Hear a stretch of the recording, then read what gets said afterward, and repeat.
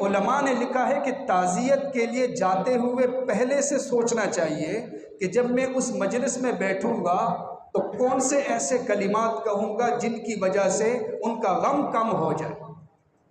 यानी कि ऐसे ही मुंह उठा के चला, फिल बदी शुरू हो गए सुरूजी की तरह और लंबे लंबे वाक़यात सुनाना शुरू किए, यहाँ तक कि किसी ने कह दिया कि आप तशरीफ़ ले जाओ। उस मय्यत की खूबियाँ हम बयान कर सकते हैं, ये नेक आदमी था, ऐसा था। अगर उसके अंदर वो बातें हैं तो तब बयान कर सकते हैं, अगर नहीं तो फिर इसका कोई फ़ायदा भी नहीं। तो सारे लोगों को पता होगा कि इसके अंदर तो ये बातें नहीं हैं, ये बंदा बेचारा वैसे ही लगा हुआ है, अपने मोहल्ले के लोग होते हैं।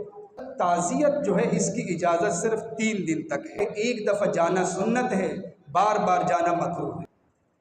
बाज़ लोगों को देखा गया कि उनको पता होता है कि लोग वहाँ बैठे हुए हैं, गपशप की मजलिस गर्म है, तो वो घर के अंदर ऐसे ही पड़े रहते हैं, वहाँ से उठ के जाके उस मजलिस में बैठ जाते हैं।